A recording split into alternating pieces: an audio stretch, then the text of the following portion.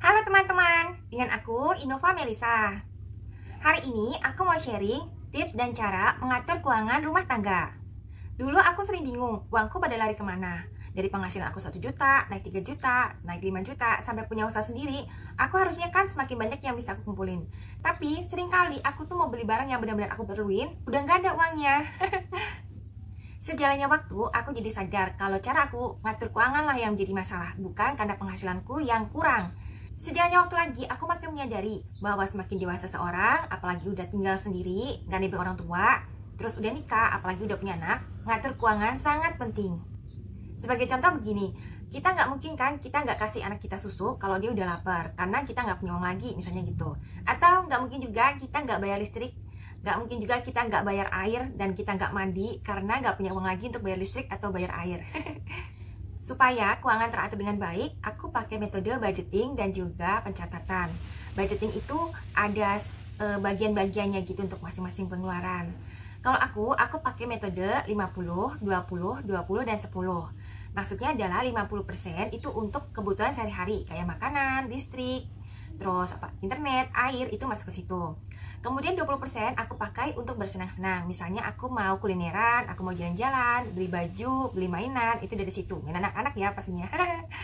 Terus 20% berikutnya aku pakai untuk investasi dan juga untuk pengembangan usahaku.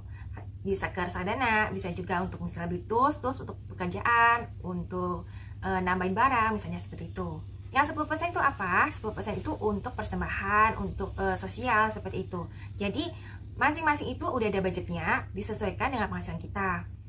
Jadi misalnya kita penghasilannya 10 juta, 50% itu berarti kan 5 juta. Untuk makan, untuk listrik, untuk air, dan kebutuhan pokok kita nggak boleh lebih dari 5 juta. Syukur-syukur jauh di bawah itu, sehingga sisanya bisa dialokasikan atau disimpan sebagai dana cadangan ya. Kemudian pada prakteknya, kalau kita masih ingat semua pengeluaran kita di kepala, pasti pusing ya. Mungkin kemarin kita masih ingat, tapi kalau seminggu yang lalu atau sebulan yang lalu, akhirnya kita belanja apa aja, itu kan pasti pusing. Aku pernah catat, itu pakai buku. Hasilnya sama pusingnya. Apalagi ada keuangan usaha juga, jadi pusing banget pakai buku. Terus aku pernah coba pakai Excel, itu juga pusing dan ribet, mesti buka-buka bolak-balik gitu, jumlahin, ngapalin rumusnya, itu pusing juga. Terus semakin kesini aku pernah beli aplikasi mahal sih tapi lumayan banget bantu, walaupun masih agak sedikit pusing karena nggak selengkap yang aku mau dan agak ribet sedikit, agak rumit kayak gitu. Sampai akhirnya aku nemuin aplikasi yang oke banget. Aplikasi ini malahan gratis tapi lengkap, terus simple pakainya dan sesuai yang aku perluin. Nama aplikasinya itu Bukukas.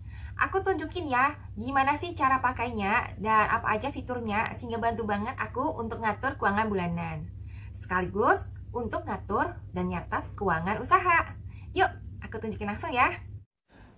Langkah awal, download dulu di Google Play, terus konfirmasi lewat WhatsApp atau SMS. Masukkan nama bisnis atau toko kita. Kalau keuangan keluarga bisa pilih keuangan keluarga. Menurut aku lebih enak pakai pribadi dibandingkan bisnis karena lebih simpel. Kemudian saya centang tidak jual apa-apa ya, karena kan untuk keuangan rumah nggak jual apa-apa. Tujuannya misalnya isi hemat. Langkah berikutnya, pilih transaksi, masukkan jenis-jenis pemasukan. Misalnya dari gaji, terus kasih keterangan dari ayah misalnya gitu. Terus masukkan tanggalnya, jadi dapat gaji itu tanggal berapa. Kalau dapat pemasukan dari ibu, jualan bakso gitu juga sama, kasih keterangan, terus kasih tanggal. Kalau untuk catat pengeluaran, pilih yang pengeluaran. Kemudian kita bisa pilih udah lunas atau belum lunas di sini. Jadi benar-benar kelihatan apa aja sih pengeluaran kita dan statusnya gimana. Ini misalnya untuk sekolah anak ya, kasih keterangan, terus pilih tanggalnya. Setelah ada 5 transaksi, kita bisa unduh loh teman-teman. Jadi memudahkan banget kita untuk nyimpan catatan keuangan kita. Termasuk untuk laporan ya, misalnya ke ayah gitu.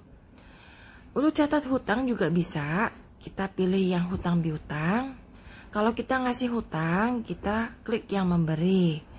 Terus cari kontak, jadi kontak telepon orang yang kita beri hutang. Misalnya kita ngasih utang 2 juta untuk handphone kayak gini. Kita juga bisa ingetin mereka loh untuk bayar hutang. Jadi kita bisa pilih lewat WhatsApp, bisa juga lewat SMS, diingetin kamu masih ada utang ya, kayak gitu. Di download juga bisa nih laporannya.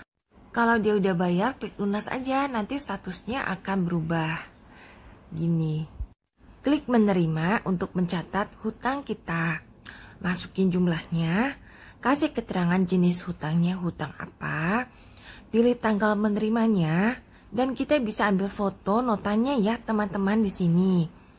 Tinggal lo terus pakai kamera, terus oke. Kemudian simpan transaksi dan tercatatlah di sini.